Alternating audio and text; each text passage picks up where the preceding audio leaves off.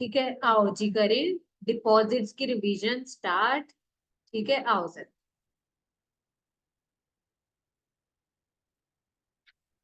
जिसने किया उसका रिवाइज हो जाएगा, जिसने नहीं किया उसको पता चल जाएगा। ठीक है, तो चैप्टर 5 डिपॉजिट्स। ठीक है, acceptance of deposit by companies हमने किया। और अगर आपको यहाँ पर ध्यान हो, मैंने आपको पहले स्टार्टिंग में इसका मतलब बताया था, ये डायग्राम के थ्रू। ठीक है, बेशक इसको आपने बना भी लिया था या नहीं, एक बार देख लो, नहीं बनाया तो बना भी ले। अब इसमें क्या था, जैसे बैंक में हम पैसे जमा कराते हैं, ठीक है, और वहां पर मतलब कुछ ऐसा रिस्क नहीं होता, पर जो इंटरेस्ट मिलता है वो कम होता है।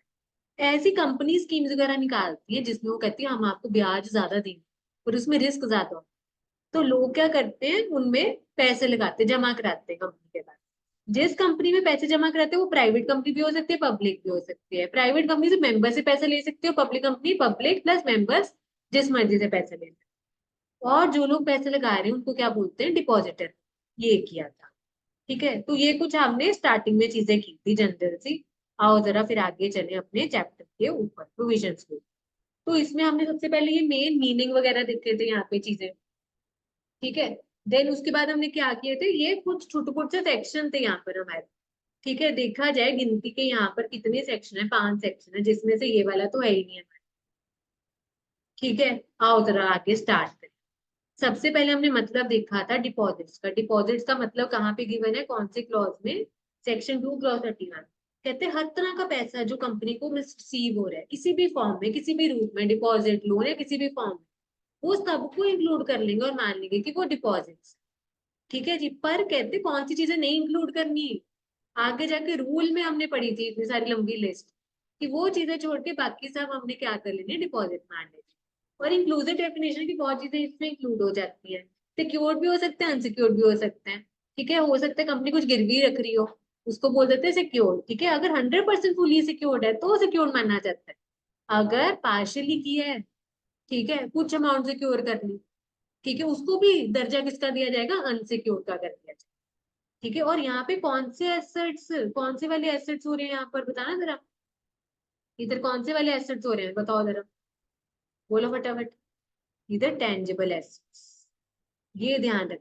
चार्जेस वाले चैप्टर में हर तरह का एसेट कवर, एक ये चीज किया हमने। ठीक है जी, और देखो यहाँ पर और क्या किया था, यहाँ पर वही प्राइवेट कंपनी मेंबर से ले सकते, public company member plus public जिस मर्जी से ले सकते। पैसा टाइमली आपको लुटाना है यहाँ पर। ठीक है जी, और लुटाना है पैसा टाइमली।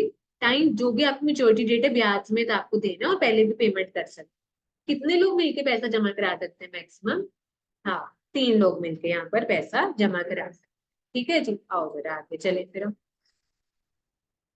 फिर बच्चों यहाँ पर हमने क्या चीज शुरू की थी, इधर हमने चीज शुरू की थी कि कौन सी चीजें डिपॉजिट्स नहीं मानी। ये कहाँ पे किया था, रूल शुरू हो गए थे, रूल 2, रूल 2(1)(c).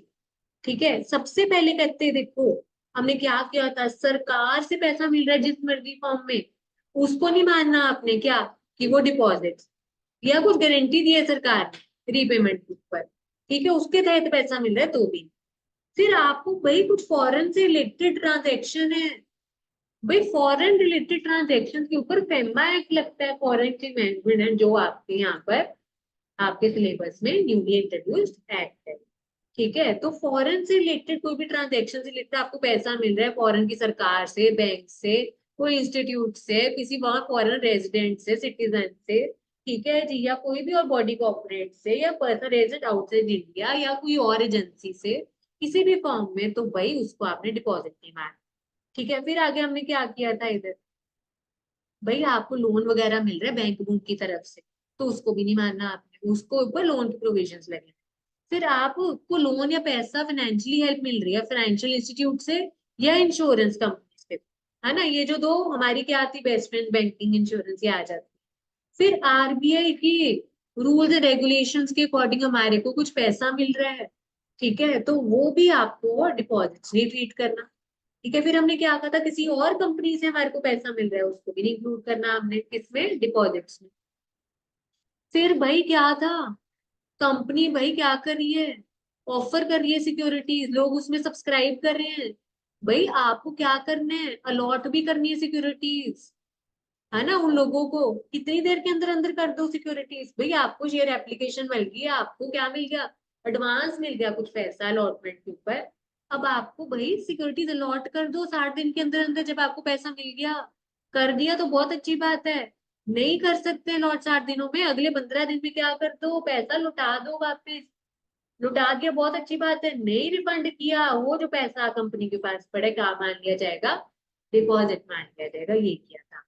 ठीक है जी। फिर ये की ना पुरानी प्रोविजन थी, कोई पैसा 1/4/2014, देखो यहाँ पे भी ये डेट है जो हमने सेक्शन 74 में आगे जाती, 1/4/2014 से पहले कोई पैसा मिला है और आपने इससे पहले वाली जो बैलेंस शीट थी 31 मार्च 2014 तक, आपने क्या डिस्क्लोजर दे दिया बैलेंस शीट में, अगर डिस्क्लोजर दे दिया आपने उस डेट तक, और आपकी उसके अगले फाइनेंशियल ईयर तक भी क्या पड़ी है, पेंडिंग पड़ी है, लॉट नहीं किया आपने सिक्योरिटीज, 31 मार्च 2015 भी बीत गई, तो आपको लास्ट में कौन सी डेट तक की मोहलत मिलेगी, 1 जून 2015 तक की मोहलत मिलेगी, या अलॉट कर दो या रिफंड कर दो, कुछ भी ना किया तो डिपॉजिट मान लिया जाए, किसी भी तरह की एडजस्टमेंट हमने रिफंड नहीं ट्रीट करना, ये किया।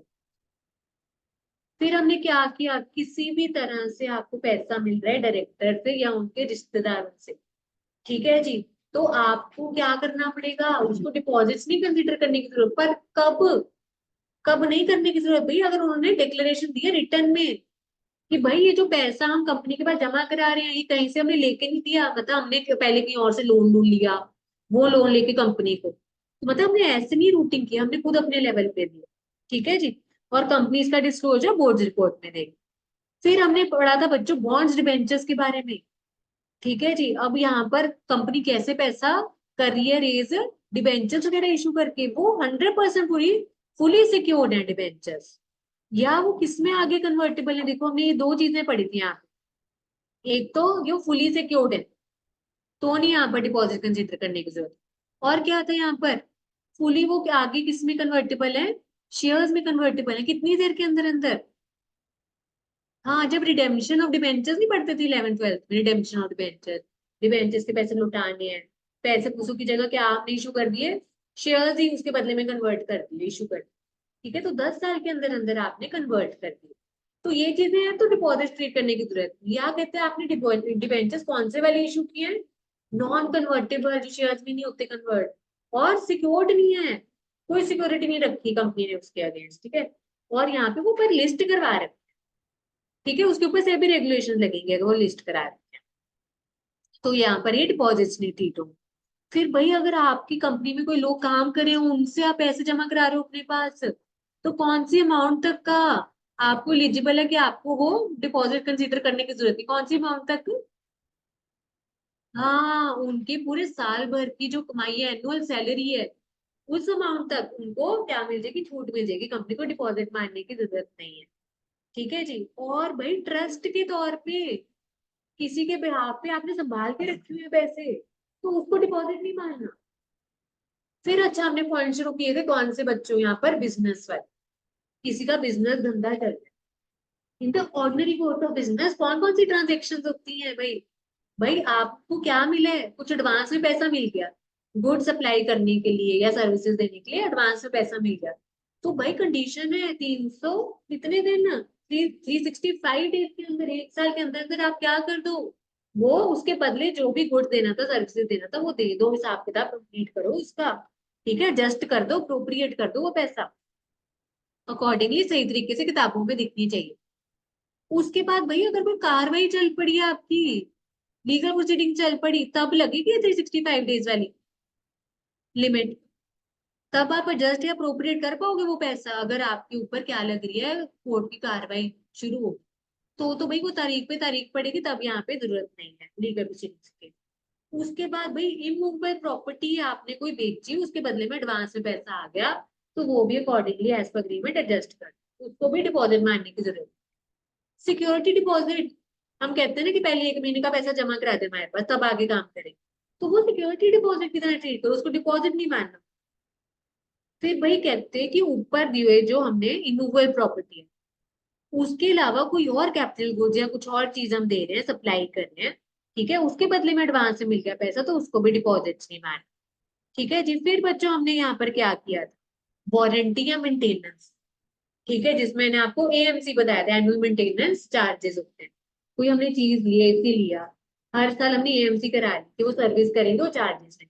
तो मतलब फ्यूचर में, ठीक है, आपने उनके साथ कोई रिटर्न एग्रीमेंट कर लिया कंपनी के साथ लोगों ने कि आपको इतना पैसा दे रहे हैं हर साल, आप अपने आगे फ्यूचर में सर्विसेज देना, वारंटी जैसे बोलते, कोई पार्ट खराब हो गया उसकी रिपेयर करना है, कुछ मेंटेनेंस से रिलेटेड, ठीक है। तो पीरियड कौन सा, मैक्सिमम पीरियड कौन सा होना चाहिए इसमें, पीरियड कौन सा होना चाहिए maximum period as per common business practices. बे सपोज वहां पे एसी वाला काम, उसकी जो वारंटी दी जा रही है, आमतौर पे बाकी जो डीलर्स हैं उस एसी में जो डील कर रहे हैं, कितने आमतौर पे वो दे रहे हैं वारंटी पीरियड या मेंटेनेंस वाली एएमसी वाली चीज, कितनी देर की दे रहे हो आमतौर पे, बाकी डीलर भी दुकानदार भी जो जो सेम धंधा चला रहे हैं, कितनी देर के लिए दे रहे हैं? तो एक तो वो वाला पीरियड देख लो, ठीक है। और दूसरा कहते हैं 5 साल from date of acceptance of service, कहते जो आमतौर पे वो सेम धंधे में लोग दे रहे हैं, या 5 साल विच एवर इज लोअर, और आपको बताया था 98-99% सब जगह पे अर्लियर या लोअर ईयर, ये किया था। उसके बाद हमने क्या किया था, कहते सरकारी कोई अथॉरिटीज या रेगुलेटर से या सरकार के कहने में कुछ पैसा मिल रहा है तो उसको भी डिपॉजिट नहीं मानना। फिर यहाँ पर आपने क्या किया हो, कंपनी ने कुछ पब्लिश किया हो, पब्लिकेशन मैगजीन वगैरह, लोगों ने सब्सक्राइब किया हो उसको पैसे देके, तो भाई उसके बदले वो पब्लिकेशन दो भी उनको, ठीक है, उसको डिपॉजिट नहीं मानना, ये किया था। देन हमने क्या किया था यहाँ पर, कहते goods and services, renewable property और कैपिटल गुड्स वाले पॉइंट होता है ना, छोड़ के नहीं, मतलब जो ये वाली चीजें थी ना, गुड्स एंड सर्विसेज के बदले पैसे मिल रहे थे, मूवेबल प्रॉपर्टी सेल करने के लिए मिल रहे थे, या अदर देन मूवेबल प्रॉपर्टी के लिए हमारे को पैसा मिल रहा था, अगर वो पैसा मिल रहा है पर हमारे पास पावर नहीं थी, एलिजिबल नहीं थे वो पैसा रिसीव करने के लिए, है ना, company accepting money does not have necessary permission या अप्रूवल नहीं थी उसको डील करने के लिए, मतलब वो एलिजिबल नहीं था, ठीक है, या उसको अप्रूवल नहीं मिली थी वो पैसा रिसीव करने, ठीक है, वो एलिजिबल नहीं था वो पैसा रिसीव, तो उसको क्या करना चाहिए पैसा, जिस पैसे के आप हकदार नहीं हो, क्या करना चाहिए उस पैसे का, लुटा दो। कितनी देर में, वही 15 दिन, ऊपर जो लिमिट थी 60 दिन में लौट करो, 15 दिन में रिफंड करो, वही लिमिट आ गई 15 दिन। रिफंड नहीं किया तो क्या माना जाएगा इसको, डिपॉजिट माना, ठीक है। फिर हमने कहा कि भाई प्रमोटर, जो लोग शुरुआत करते हैं किसी कंपनी की, बनाते हैं बिजनेस आइडिया लेके आते हैं, फाइनेंशियली हेल्प करते हैं, उसको रजिस्टर कराने में हेल्प करते हैं, वो कुछ पैसा लेके आए या उनके रिश्तेदार लेके आए या दोनों लेके आए, ठीक है, किसके कहने पे, बैंक या फाइनेंशियल इंस्टीट्यूट ने कुछ कंडीशन लगाई है, तो भाई वो पैसा भी डिपॉजिट नहीं माना जब तक वो लोन रिपे नहीं हो सकता। निधि कंपनी को कुछ पैसा मिलता है, उनका सेक्शन 406 उसके अकॉर्डिंग ट्रीट किया जाएगा, डिपॉजिट नहीं माना। फिर चिट चिट फंड बना रखा है, उसके तहत कंपनी को पैसा मिल रहा है, ठीक है, तो उसके ऊपर चिट फंड एक्ट लगेगा, उसको डिपॉजिट नहीं माना।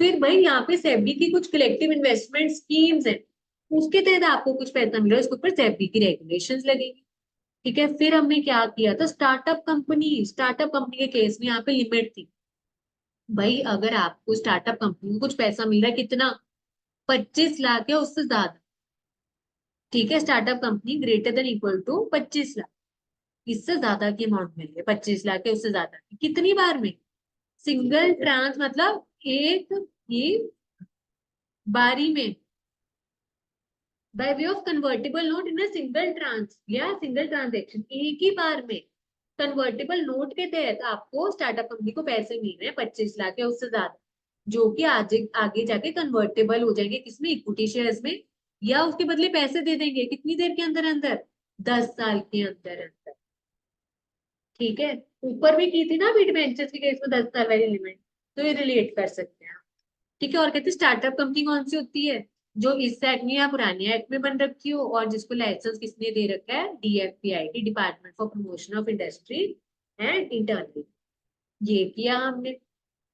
और कन्वर्टेबल नोट क्या होता है, वो इंस्ट्रूमेंट जिसके तहत हमारे को क्या मिला है, पैसा मिला, वो एक तरह से एविडेंस है कि पैसे मिले हैं, ठीक है, जो कि रिपेबल होगा at the option of holder या कन्वर्टेबल होंगे इक्विटी शेयर्स।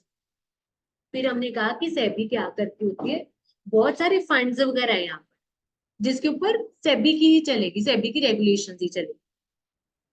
उसके बाद इधर कुछ क्लेरिफिकेशन आई थी, ठीक है जी, कहते प्राइवेट कंपनीज को पैसा मिल रहा है मेंबर से, डायरेक्टर से, या उनके रिश्तेदार से, 1/4/14 से पहले बिल है, उसको डिपॉजिट नहीं मानना अगर डिस्क्लोजर दिया हुआ है प्रॉपरली, फाइनेंशियल स्टेटमेंट्स के नोट्स में डाला हुआ है, अकाउंटिंग हेड में प्रॉपर डाला हुआ है।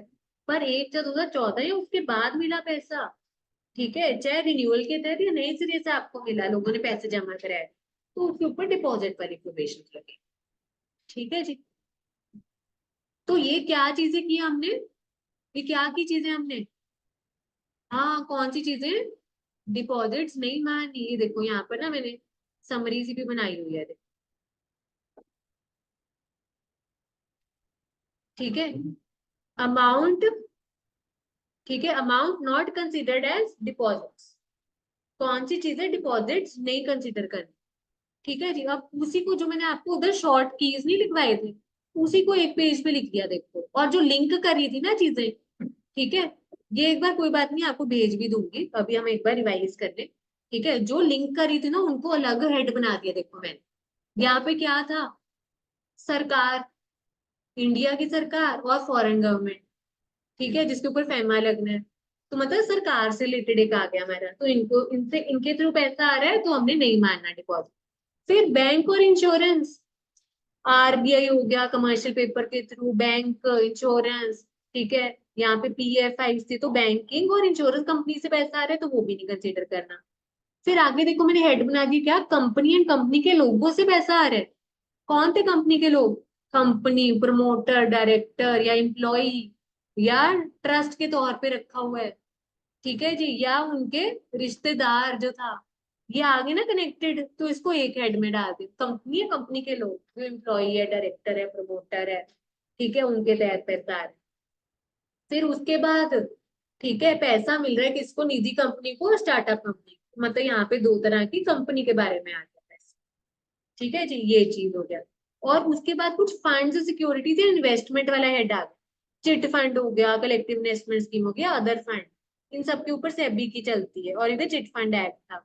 शेयर जो पेंडिंग अलॉटमेंट थे, ठीक है, 60 दिन और 15 दिन वाली लिमिट, डिबेंचर्स जो कन्वर्टेबल थे 10 साल और फुली सिक्योर्ड थे, इन दोनों में से कुछ भी, डिबेंचर्स ना कन्वर्टेबल ना सिक्योर्ड है ना लिस्टेड है यहाँ पर, इनमें से कुछ भी है यहाँ पे। ठीक है, फिर आगे हमने क्या किया इधर, बिजनेस से रिलेटेड था, गुड्स एंड सर्विसेज दिए, 1 साल के अंदर एडजस्ट कर लो, सिक्योरिटी डिपॉजिट रखवाया आपने, इमूवेबल प्रॉपर्टी बेची है, अदर देन इमूवेबल प्रॉपर्टी कुछ आपने यहाँ पर बेचा है, वारंटी मेंटेनेंस ईएमसी, इसमें पीरियड क्या था, ये पीरियड था, पीरियड कितना था, कॉमन बिजनेस प्रैक्टिस जो आमतौर पे बाकी लोग दे रहे हैं, या 5 साल विच एवर इज लोअर, ठीक है, या सरकार के कहने पे कुछ आपको पैसा मिल रहा है, ठीक है, या सब्सक्रिप्शन टू पब्लिकेशन।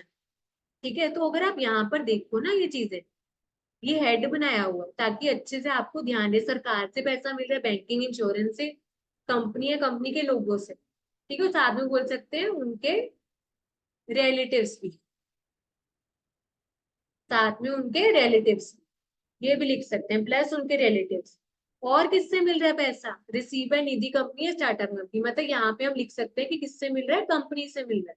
और इसमें एक वो वाला हमारा इधर इधर ही कवर हो गया, कंपनी है, कंपनी के लोगों से, इंटर कंपनी डिपॉजिट, अगर आपको ध्यान, ये कंपनी दूसरे से अगर ले रही है तो वो भी क्या नहीं माना जाएगा, डिपॉजिट नहीं माना जाएगा। ठीक है, तो कंपनी है, कंपनी के लोगों से, प्लस यहाँ क्या लिखे है, उनके रिलेटिव्स।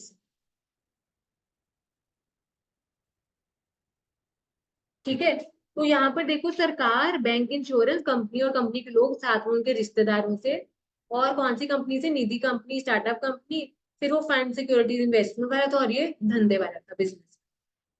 ठीक है, तो रट्टा नहीं चढ़ाना, समझ आनी चाहिए, ये चीज था।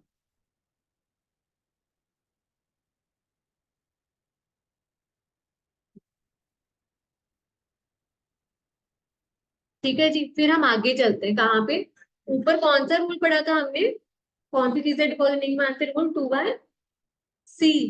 अब डी और ई है, डी में क्या है, डिपॉजिटर का मतलब, भाई यहाँ पर क्या लिखे है, प्राइवेट और पब्लिक कंपनी के मेंबर जमा करा सकते हैं पैसा, जिस कंपनी के वो मेंबर है, ठीक है, पर कहते हैं अदर देन मेंबर, मतलब आम जनता किसके पास और जमा करा सकती है पैसा, पब्लिक कंपनी के पास भी जमा करा सकती है पैसा। ठीक है, और कौन सी वाली पब्लिक कंपनी, इधर आगे एलिजिबल कंपनी, रूल 2/E में, पब्लिक कंपनी मतलब जो क्या, ये कौन सी है पब्लिक कंपनी, एलिजिबल कंपनी मतलब वो पब्लिक कंपनी जो कि आम जनता से पैसे अपने पास जमा करा सकती है, जिसकी नेटवर्थ या टर्नओवर कितनी है, 100 करोड़ या उससे ज्यादा नेटवर्थ, और टर्नओवर या तो कितनी है इसकी, 500 करोड़ या उससे ज्यादा। हाँ जी, ये चीज ध्यान रखनी है, net worth greater than equal to 100 crore, ठीक है, या, ठीक है, या, और इधर लिखा हो इंग्लिश वाला और हिंदी वाला, या टर्नओवर कितना है, ग्रेटर देन इक्वल टू 500, 100, 500, 100, 500, इनमें से कुछ भी कंप्लाई हो गया तो ये एलिजिबल है पब्लिक से पैसा एक्सेप्ट करने के लिए। पर इसको अप्रूवल लेनी है मेंबर से, prior consent in general meeting, member से अप्रूवल लेनी होगी, क्या पास करके, ऑर्डिनरी रेजोल्यूशन या स्पेशल रेजोल्यूशन। आपको बताया था ऑर्डिनरी रेजोल्यूशन मतलब मेंबर से मीटिंग बुला के वोटिंग डल जाए, कितनी, 50% से ज्यादा मेजोरिटी वोटिंग डल जाएगी तो वो पास हो जाएगा। और स्पेशल रेजोल्यूशन कौन सा था, जिसमें कम से कम वोटिंग हमारे को 75% चाहिए, ठीक है। अच्छा, कौन से केसेस में हमारे को ऑर्डिनरी रेजोल्यूशन पास करना पड़ेगा यहाँ पे एलिजिबल कंपनी के केस में, अगर तो सेक्शन 181C के लिमिट्स के विद इन है तो आप ओआर पास कर दो बस। अगर उससे एक्सीड होगी तो आपको एसआर पास करना पड़ेगा। अभी 181C में क्या था, restrictions on power of vote, आपको बेयर एक्ट निकाल के बताया था, ठीक है, जिसमें क्या थी लिमिट, इधर लोन्स जो ऑलरेडी आपने पैसे ले लिए या आगे जाके लेना चाह रहे हो, मैक्सिमम कितना हो सकता है, ठीक है, paid up share capital free reserve plus securities fees, अगर तो इस लिमिट के विद इन है तो आपको एसआर पास करने की जरूरत नहीं है, ऑनरी रेजोल्यूशन से काम चल जाएगा। पर अगर ये लिमिट एक्सीड हो गई तो आपको एसआर स्पेशल रेजोल्यूशन पास करना। ये चीज आया समझ में। और इधर हर्ष नकुल और इधर बाकी सबको समझ आ गया, ठीक है, ये हो गया, ठीक है। फिर हमने किए थे सेक्शन शुरू, सेक्शन 73 और 76 किया था। 73 क्या था, सबसेक्शन 1 क्या बोल रहा है यहाँ पर, कहते हैं कि अगर किसी को भी पब्लिक से पैसा जमा करा है चैप्टर 5 फॉलो करना। सबसेक्शन 2 जो आपको कहा था, सबसेक्शन के साथ याद रखना, भाई मेंबर से पैसा एक्सेप्ट करना है तो कुछ कंडीशन फुलफिल करनी पड़ेगी, जैसे कि आपको ऑर्डिनरी रेजोल्यूशन पास करना है और सरकार के दिए हुए रूल्स फॉलो करने, जो ऊपर इतने सारे किए हैं और जो आगे भी करेंगे। और भाई आप अगर कोई स्कीम वगैरह ऑफर कर निकाल रहे हो, सर्कुलर इशू करना है आपको मेंबर्स को, तभी उनको पता चलेगा कि आपने कोई ऑफर निकाली। तो आप सर्कुलर इशू करोगे, मेंबर्स को इनवाइट करोगे कि आप पैसे जमा कराओ हमारे पास, और साथ में एक स्टेटमेंट भी दोगे सर्कुलर के साथ, ठीक है, जिसमें क्या हो गया, इधर, इधर, वो इधर, वो इधर, वो वो इधर, ठीक, जा रहे हैं अंदर, जा रहे हैं अंदर, है, चल, चल, ठीक है, आओ सर, पढ़ लो बच्चों, पढ़ लो, है, ऐसी शक्लें बना रखी है जैसे ना मैं बहुत अत्याचार कर रही हूँ, है। मेरे को तो है कि रिवीजन सेशंस भी आपके रिकॉर्ड हो जाए जब मर्जी, आप देखो जितनी मर्जी को टेस्ट ले लूँ आगे, तो चाहे खुद पढ़ो चाहे वीडियो देख के करो, है ना, आपको ऑप्शन मिल जाएगी। चलो आज देखो, कोई ना, पेजेस ना गिनो, ठीक है, आओ देखो। अभी तो ये चैप्टर कुछ भी नहीं है जो आगे हमने करने हैं, ये तो छुटपुट से चैप्टर है, 4-5 ही तो सेक्शन थे इसमें देखा जाए तो। हिम्मत रखनी है, हिम्मत, अभी तो और बहुत बड़े बड़े आएंगे चैप्टर, ठीक है, चलो, पर वो भी हमने इजी बना के कर। सर्कुलर के साथ आपको स्टेटमेंट लगा के देनी है, जिसमें आप क्या बताओगे, भाई फाइनेंशियल पोजीशन क्या है, कंपनी की हालत कैसी है, क्रेडिट रेटिंग ऑब्टेन की जाती है क्रेडिट रेटिंग एजेंसी से, जिसमें पता चलता है कि भाई उनकी कैपेबिलिटी है, पैसा पूसा, क्रेडिट वर्दीनेस पता चलती है, पैसा लुटा सकते हैं या नहीं, ठीक है जी, और कितने डिपॉजिटर्स हैं, कितने पैसे ड्यू पड़ेंगे, ये चीज है। और ये जो सर्कुलर है और साथ में स्टेटमेंट है, आरओसी को भी आपको भेजनी है, 30 दिन के अंदर अंदर सर्कुलर मेंबर्स को भेजने से पहले आरओसी को भेजनी है, पहले चीजें ये सारी, ठीक है, ये हो गया।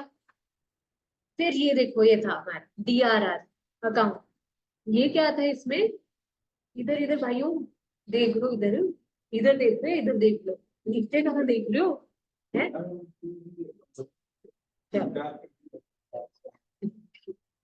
चल, deposit repayment reserve account, DRR account, भाई कंपनी को क्या करना है, शेड्यूल भाई ने अलग खाता खुलवा के वहां पे कुछ पैसा जमा कराना है हर साल 30 अप्रैल या उससे पहले।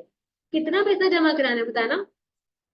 20% किसका? कम से कम 20% जमा कराना है, जो भी अगले साल जिनकी मेच्योरिटी डेट आने वाली है।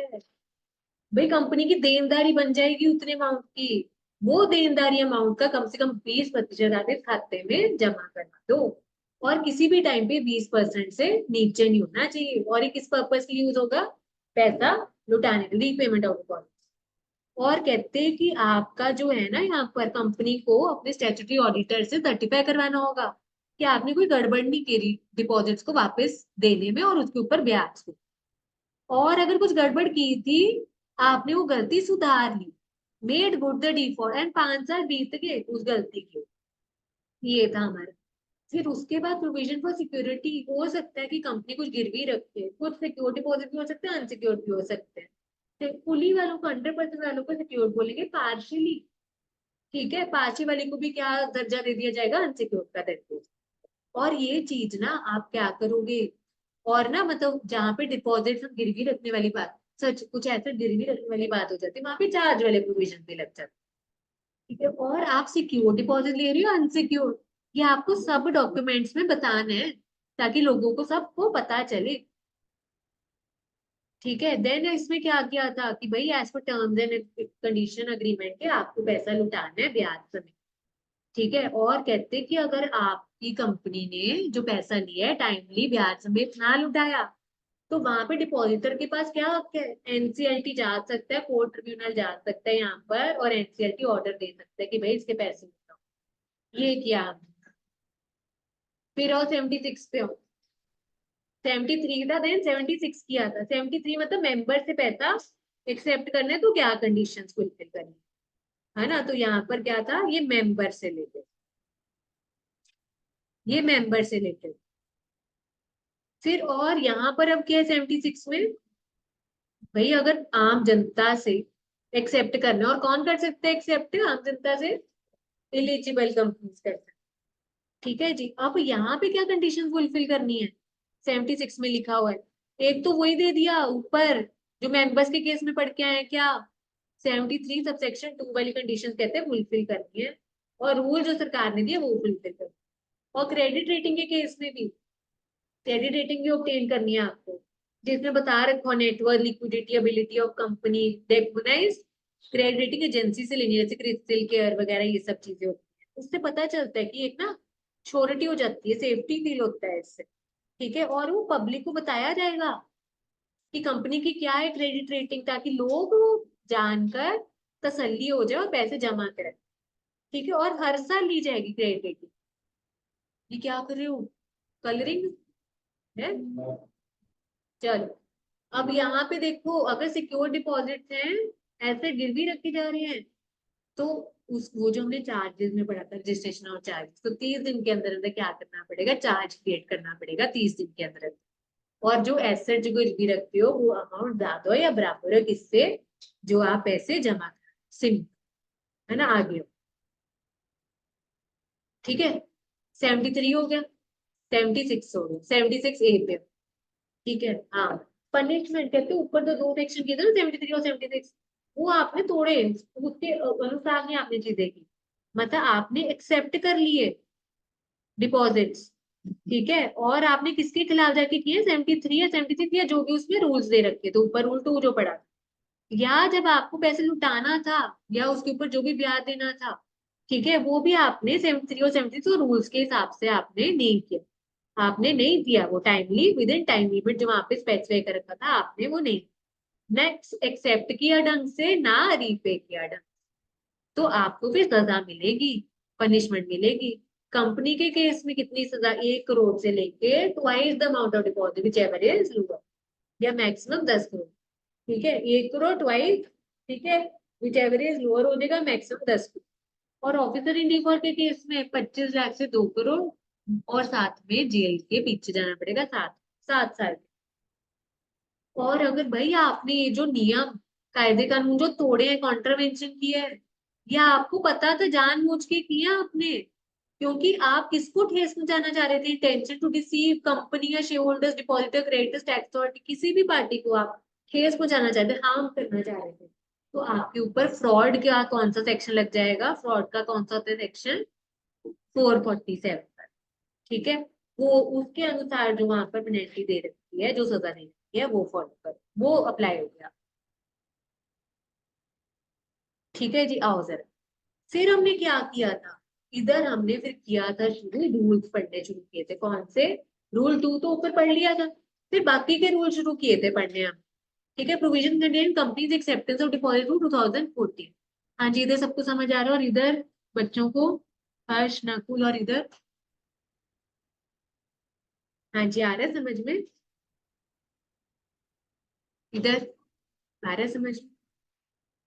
ठीक है, फिर हमने कहा था कितनी देर के लिए मैक्सिमम कंपनीज पैसे जमा कर सकती है अपने पास, बताया ना, 6 महीने से लेके 36 महीने तक, 6 महीने से कम के लिए रख सकती है, कितनी देर के लिए मिनिमम, 3 महीने, वो भी कब, बिल्कुल डिपॉजिट जो है वही वाली पेड अप रिजर्व सिक्योरिटी से, मैक्सिमम 10% है जो उसने पैसा डिपॉजिट करवा रहा है, तो 3 महीने तक वो रख सकती है मिनिमम, उससे कम तो बिल्कुल नहीं जा सकती, 6 से 36 या 10% के केस में 3 महीने तक भी जा सकते हैं मिनिमम। अच्छा, फिर देखो हमने क्या किया था यहाँ, मैक्सिमम कितना पैसा जमा करा के रख सकते हैं आप, एलिजिबल कंपनीज अभी ऊपर पढ़ के आए डेफिनेशन, अगर वो सरकारी कंपनी नहीं है तो वो 10% मैक्सिमम मेंबर से जमा करवा सकती है पैसा, और अगर एलिजिबल कंपनी जो सरकारी कंपनी नहीं है, पब्लिक से कितना, 25%।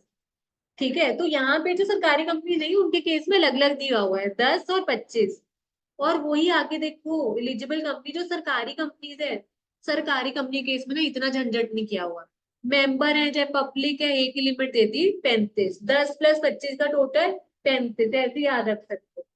ठीक है, देन अच्छा हमने किया था स्पेसिफाइड आईएफसी पब्लिक कंपनी, ये कौन सी कंपनी थी स्पेसिफाइड आईएफसी पब्लिक कंपनी, हाँ, ये देखो ये वो थी, हाँ बिल्कुल, ये अनलिस्टेड पब्लिक कंपनीज है।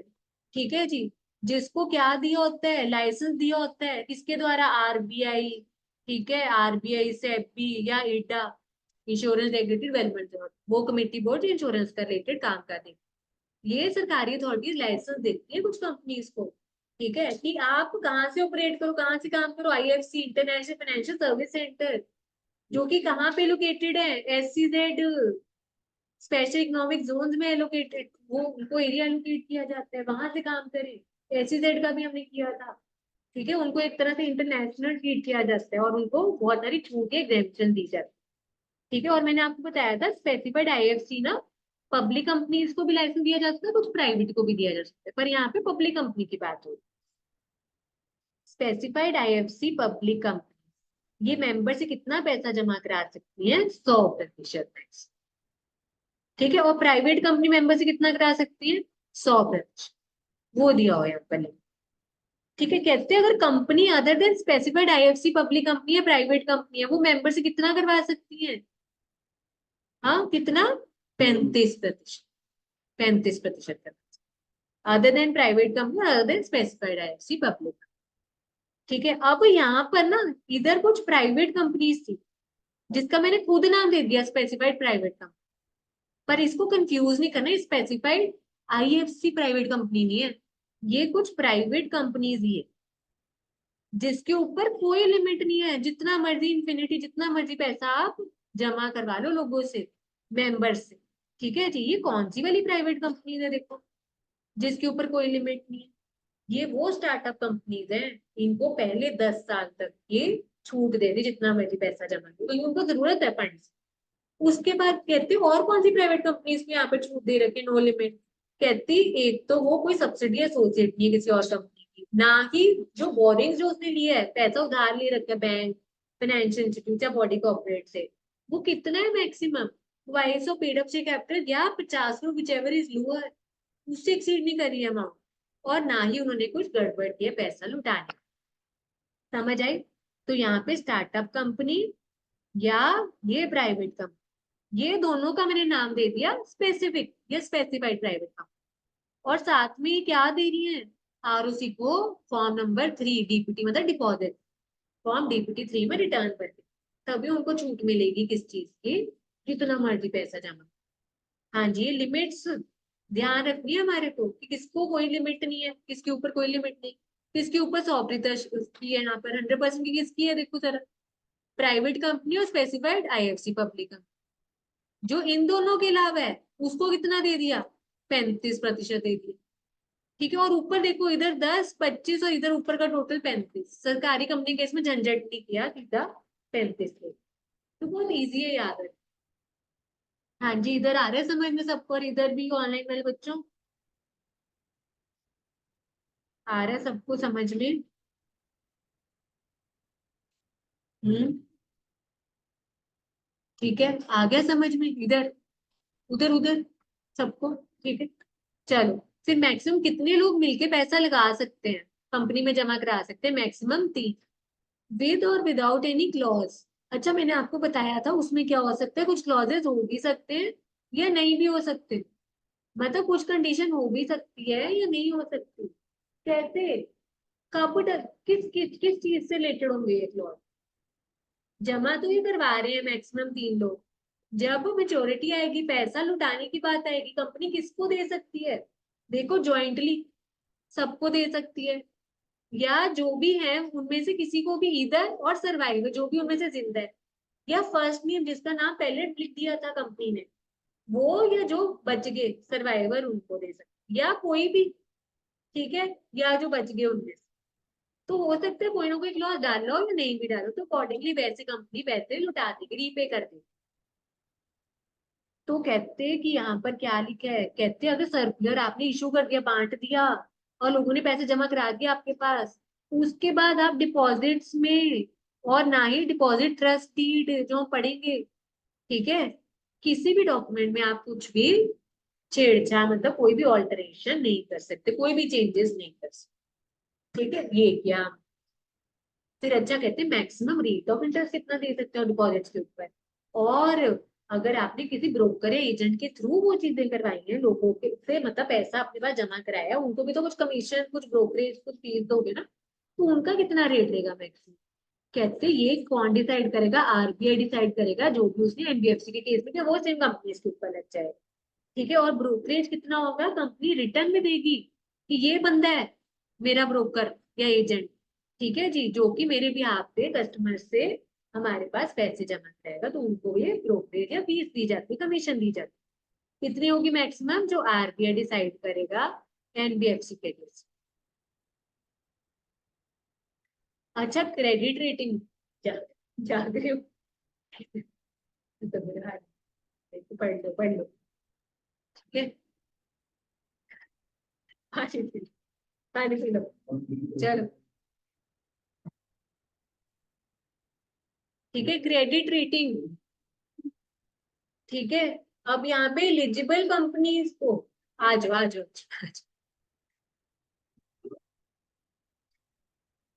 अब यहाँ पे एलिजिबल कंपनीज को हर साल क्रेडिट रेटिंग ऑब्टेन करनी है, ठीक है, और उसकी कॉपी साथ में लगानी है, जो आप रिटर्न भरते हो ROC को, फॉर्म नंबर 3 में रिटर्न भेजे थे ना, साथ में क्रेडिट रेटिंग जो आपने क्रेडिट रेटिंग एजेंसी से आपने करवाई है उसकी कॉपी भी लगानी है आपको साथ। और क्रेडिट रेटिंग किससे कम नहीं होनी चाहिए, जो भी FD के केस में होती है, ठीक है, और यहाँ पे किससे करवानी है, जो भी NBFC के केस में ऑथराइज करे अपनी क्रेडिट रेटिंग एजेंसी। अच्छा, सर्कुलर जो है, रूल 4 आ गया, अब तक हमने रूल 3 पढ़ा, सबसे पहले रूल 2 पढ़ा था, फिर रूल 3, अब रूल 4 पढ़ रहे हैं। रूल 4 में हमने कहा था डिपॉजिट्स, मतलब पैसे जमा कराने लोगों से उनको सर्कुलर भेजना है, ठीक है जी, और ROC को 30 दिन पहले, सर्कुलर मेंबर को भेजने से पहले हमने ROC के पास सबमिट कर। तो फॉर्म नंबर 1 है सर्कुलर के लिए, सब मेंबर्स को भेजना है रजिस्टर्ड पोस्ट के थ्रू, एक्नॉलेजमेंट थ्रू, या स्पीड पोस्ट, या ऑनलाइन मोड में भेज सकते हैं, और जिस दिन भेजा वही मान लेंगे डेट ऑफ इश्यू हो सर्कुलर। सर्कुलर साथ में आप पब्लिश भी कर सकते हो, छाप सकते हो, एक अंग्रेजी भाषा के अखबार में और एक लोकल लैंग्वेज के अखबार, ठीक है। उसके बाद हमने किया था कि भाई कंपनी को क्या करना है, स्टैट्यूटरी ऑडिटर से एक सर्टिफिकेट लेना है, जो इधर स्टैट्यूटरी ऑडिटर से क्या लेना है, एक सर्टिफिकेट लेना है, जो कि फॉर्म नंबर 1 के साथ अटैच करोगे, क्या होगा उसमें कि कंपनी ने कोई गड़बड़ नहीं की, पैसे रीपे करते टाइम पे और ब्याज देते टाइम पे। अगर की थी गलती वो सुधार ली, मेक गुड द डिफॉल्ट, और वो गलती सुधारे 5 साल हो गए, ठीक है, ये हो गया। उसके बाद भाई अगर ऊपर प्राइवेट कंपनी और चाहे पब्लिक कंपनी, उनको भी फॉर्म 1 में क्या करना है, सर्कुलर इशू करना है, ठीक है। अब अगर कोई एलिजिबल कंपनी आम जनता से पैसे जमा करवा रही है, अब क्या आम जनता में तो पूरे इंडियंस आ जाएंगे, सबके घर पहुंचाओगे क्या सर्कुलर? नहीं। प्राइवेट कंपनी केस में क्या था, सबके घर भी पहुंचाना है और आप छपवा भी सकते हो अखबार, मर्जी। यहाँ पे क्या होगा पब्लिक कंपनी के केस में, आप क्या कर दोगे, छपवा दोगे, वो सफिशिएंट है, वो कर दो। एक अंग्रेजी भाषा के बारे में, एक वर्नैकुलर मतलब लोकल लैंग्वेज, ठीक है। और जिस दिन आपने छपवाया, ठीक है, उस दिन आपका डेट ऑफ इशू एडवर्टाइजमेंट, और आपकी अगर वेबसाइट है तो उस पर भी आप अपलोड या डाल सकते, ठीक है जी। फिर हमने क्या किया था, ये जो सर्कुलर है ना, ये कितनी देर के लिए वैलिड है? शक्ल देखते ना हंसी आती है, ठीक है, कि मतलब मैं ना कैसे कैसे बढ़ा रहे हैं। कर लो, फायदा हो जाएगा। चलो, हाँ जी, सर्कुलर कितनी देर के लिए वैलिड है, अभी क्वेश्चन भी किया था।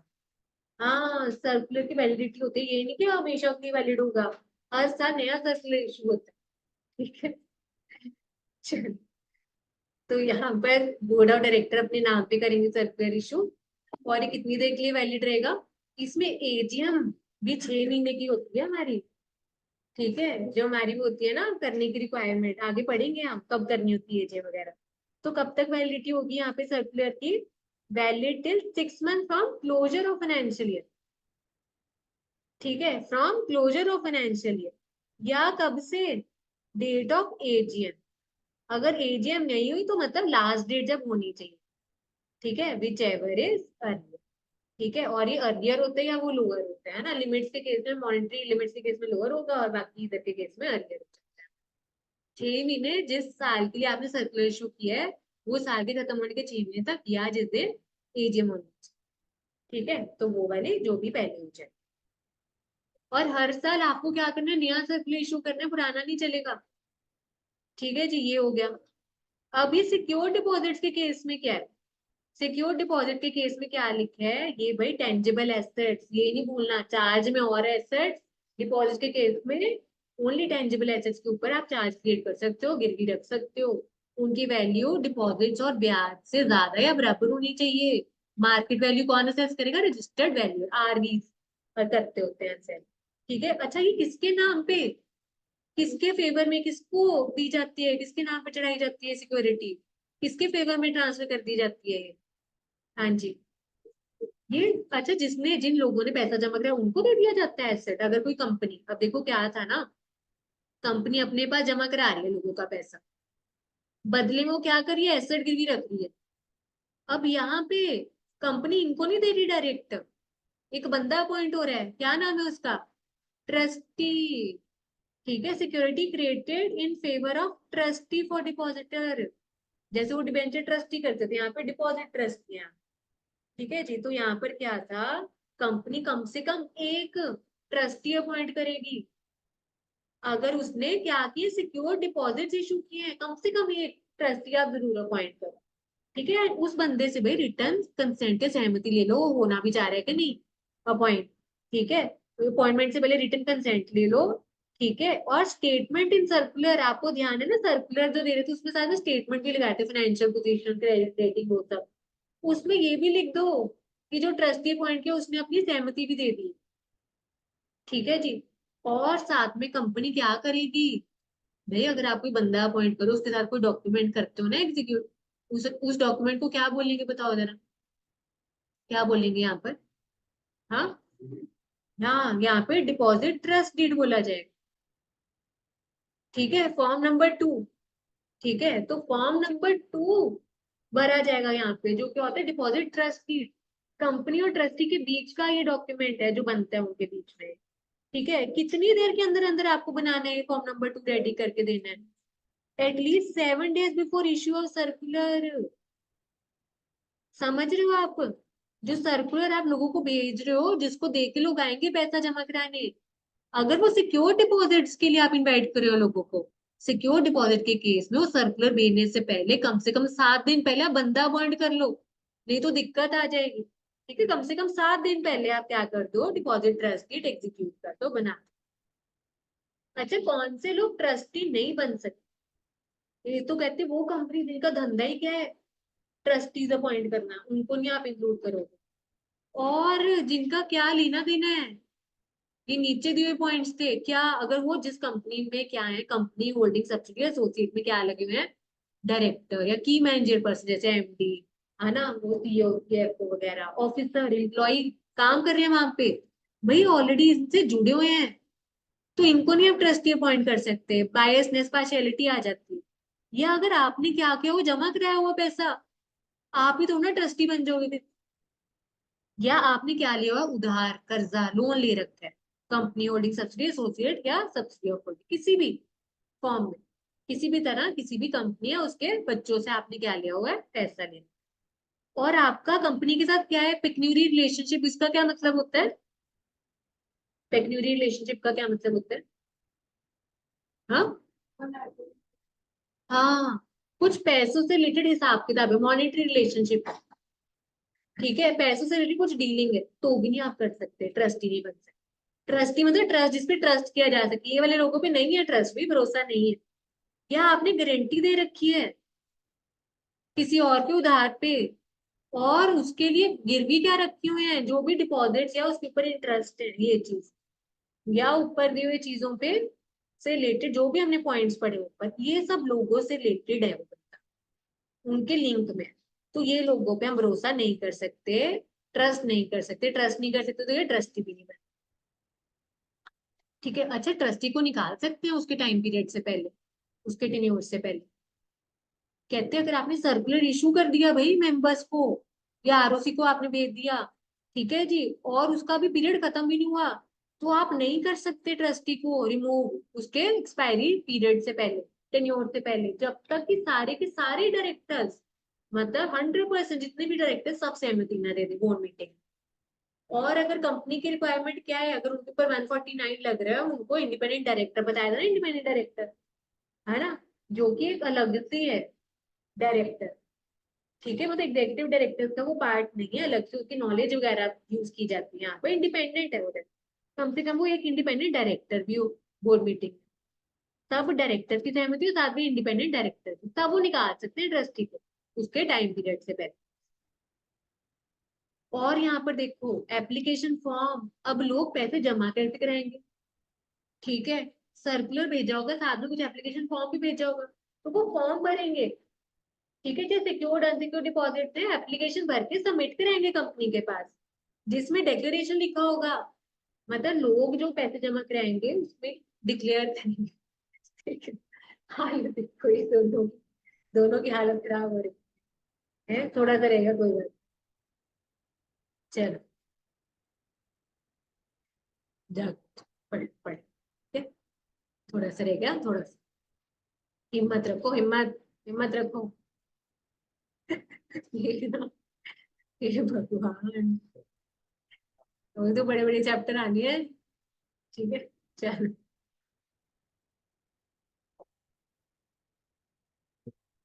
चलो, आ जाओ, थोड़ा सा रह, चलो, ठीक, चलो, आ जाओ, बात कर, सुन, सुन रहे हो लोरी की तरह तभी सो रहे हो, हैं? चल, लोरी नहीं सुना रही मैं, रिविजन करा रही हूँ। चल, चल,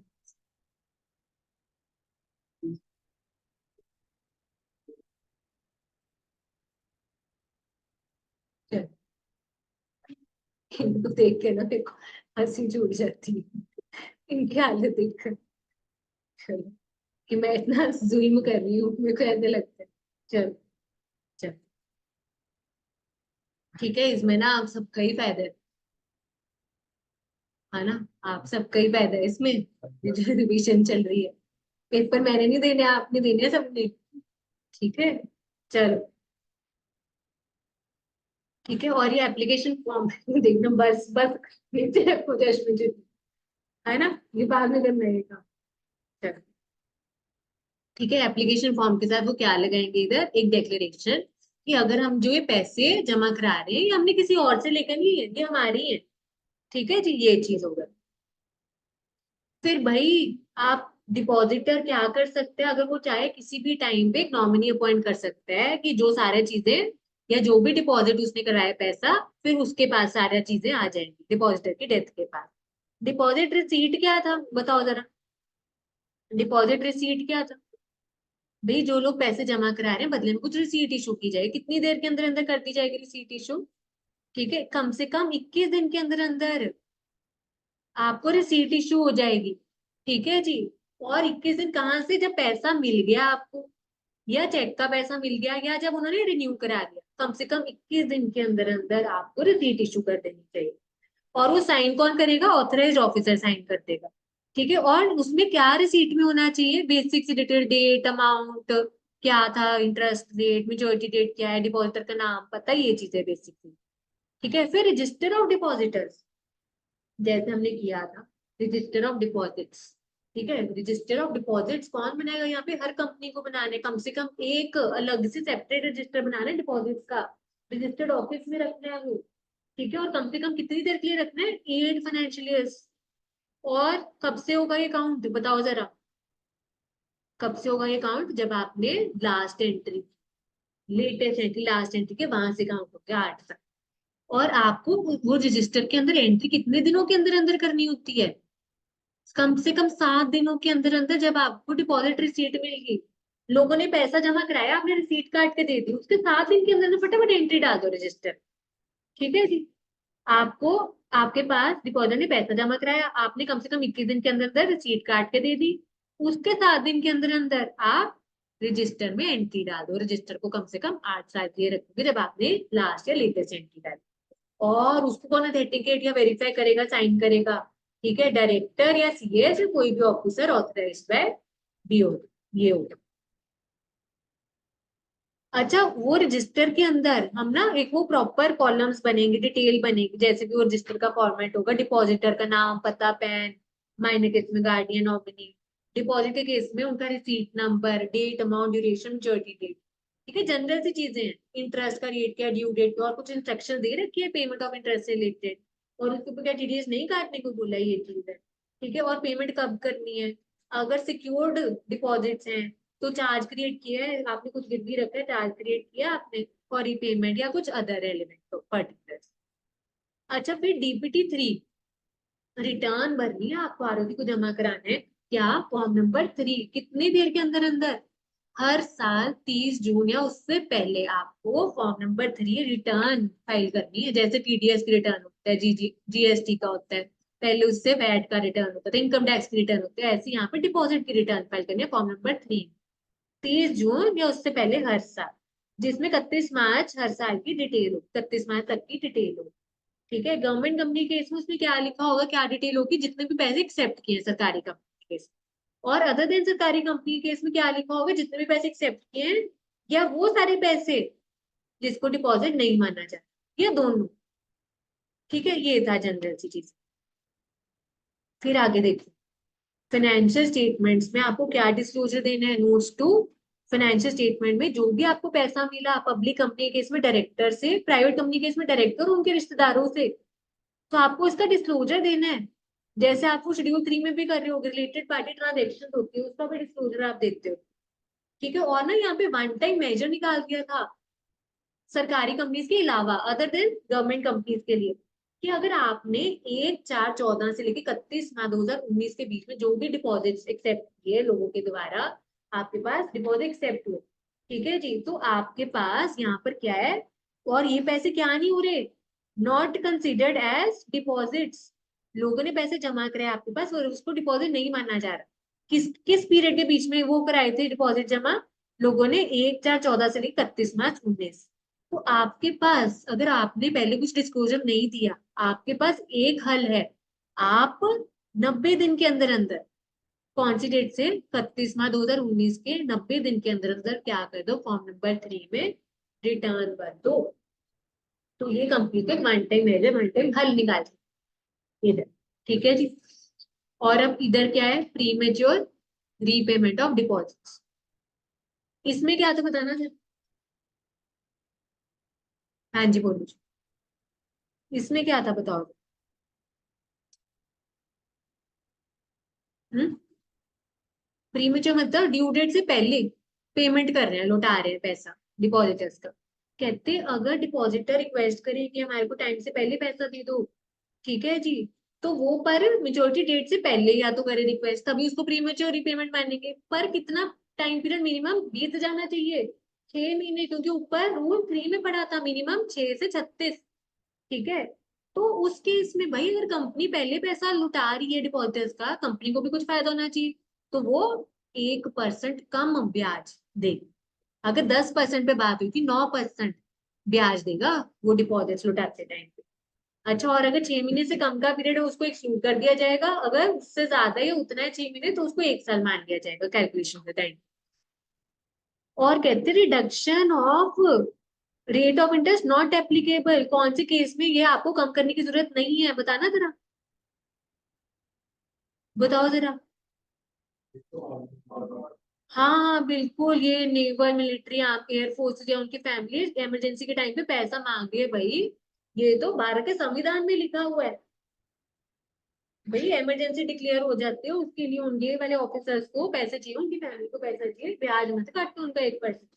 और भाई अगर आप रूल 3 के अनुसार जो ऊपर पड़ी थी ना लिमिट्स हमने, 10% वगैरह, 10, 15, 25, 30, 35, 100, वो सब, तो आप उसके लिमिट के विद इन रहने के लिए आपने क्या कर दिए, पहले पैसे लुटा दिए लोग, नहीं तो आपको पेनल्टी वगैरह पड़ती है ना, तो नहीं आपको करने की जरूरत। ठीक है जी, फिर हमने क्या किया, यहाँ पे premature closure of deposit to an higher rate of interest. कई लोग कहते हैं कि हमने ना जो स्कीम में पैसा जमा कराया है, अब नई स्कीम आ गई, इसको बंद करके या इसको रिन्यू करा देते ताकि हम ज्यादा पैसे कमाएं। ठीक है, तो कहते हैं डिपॉजिटर बिल्कुल रिक्वेस्ट कर सकते हैं ऐसे बिफोर एक्चुअल मेच्योरिटी डेट।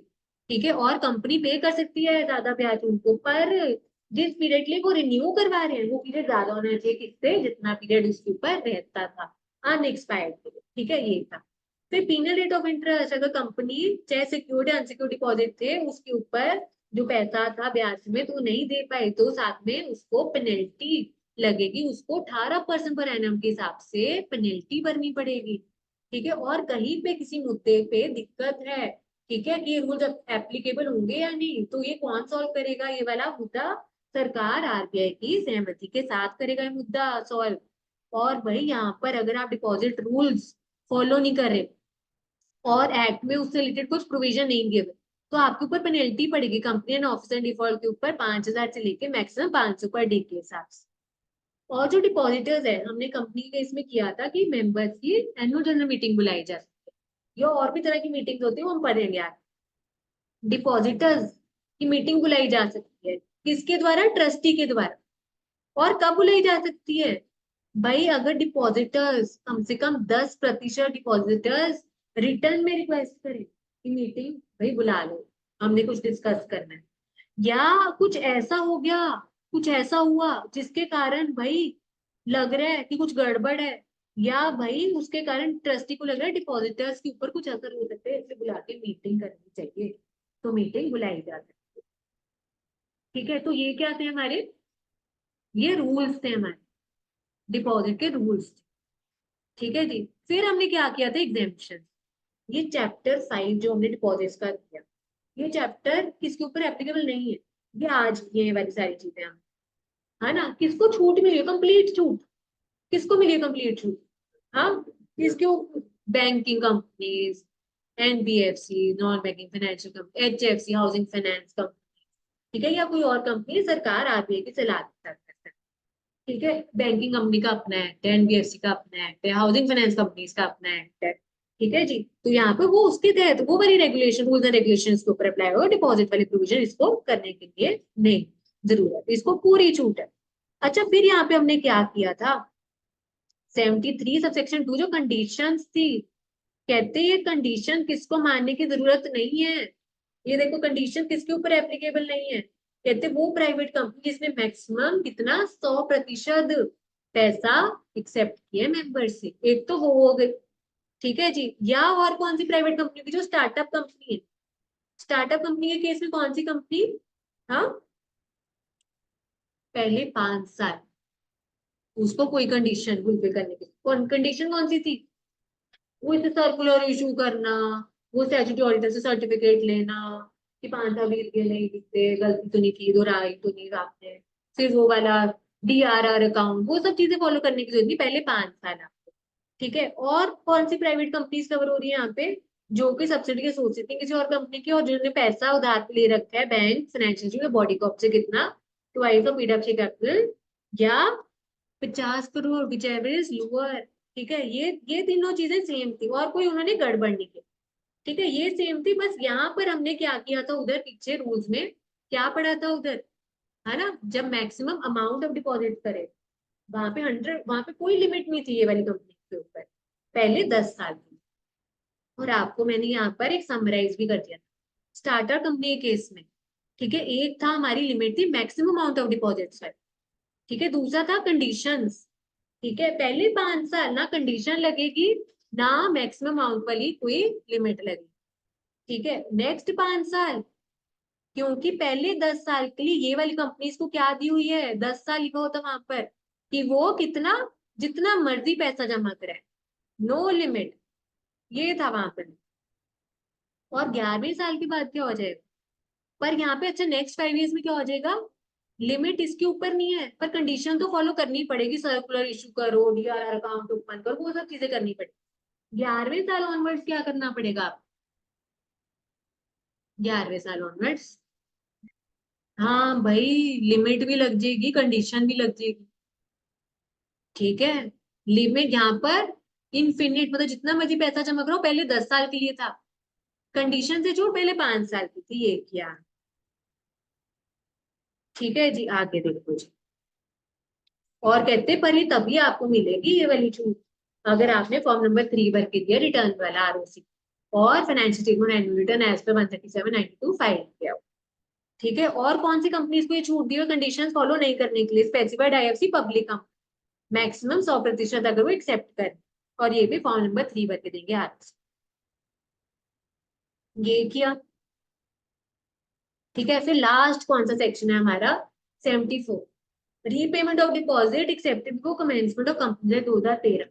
भाई वैसे कमेंस कब हुआ था हमारा? 30 अगस्त 2013 को था, पर ये सेक्शन के लिए डेट क्या लिखी हुई है? 1/4/2014। आप ये पूरे चैप्टर में देख रहे हो ना, ये वाली डेट आ रही है 1/4/2014 है, जहां जहां पे भी पुरानी प्रोविजन। ठीक है जी, कहते हैं कि अगर आपने क्या किया हुआ है, कोई पैसा आपने 1/4/14 से पहले एक्सेप्ट किया हो, और वो अभी तक आपने लुटाया नहीं, या उसकी ड्यू डेट उसके बाद है, 1/4/14 के बाद, तो आपको ROC को फॉर्म नंबर 4 भर के देना पड़ेगा।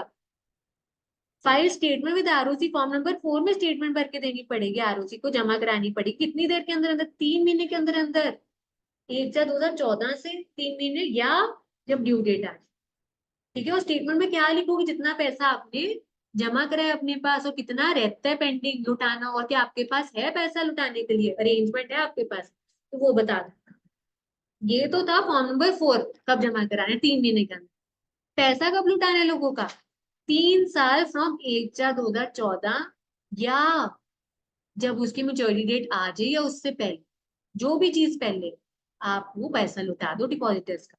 और कहते हैं अगर उसकी मेच्योरिटी डेट अभी आई नहीं, अकॉर्डिंगली आप उसकी, मतलब क्या कहते हैं, पैसे देते जा रहे हो आप अकॉर्डिंगली, जितना पैसा जब देना है अलॉन्ग विद ब्याज, तो कहते हैं वो बिना गड़बड़ के आप कर रहे हो, तो उसको ये नहीं बोला जाएगा कि आपने कुछ गड़बड़ की।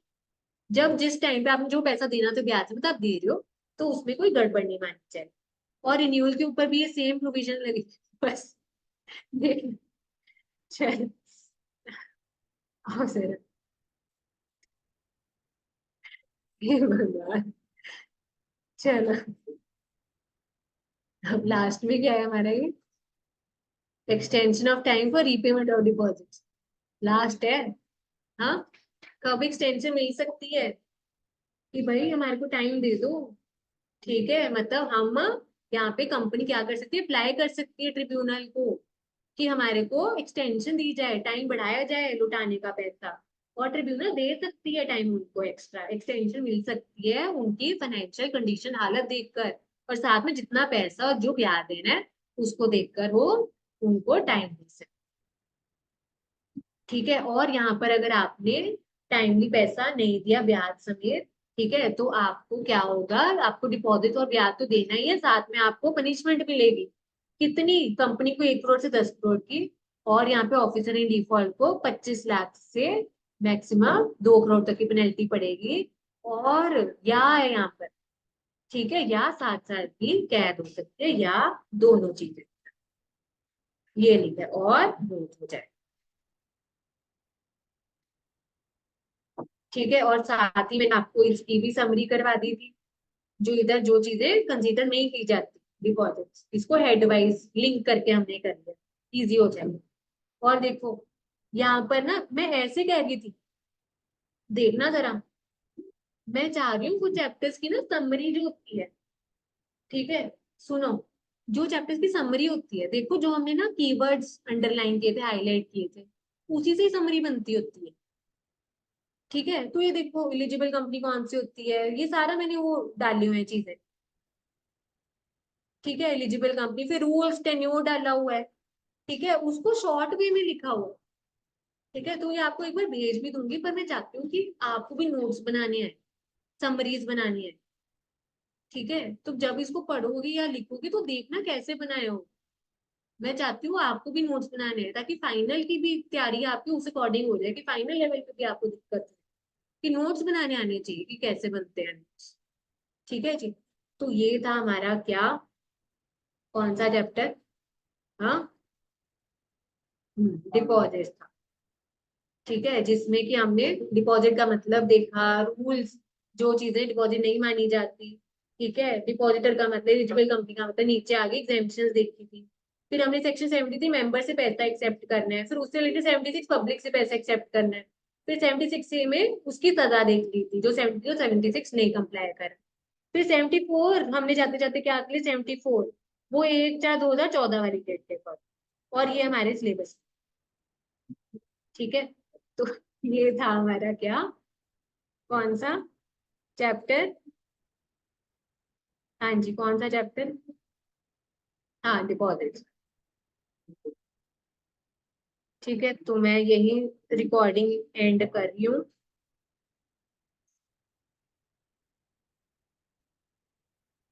अच्छा, समझ आया सबको, मजाक पक्का, ठीक।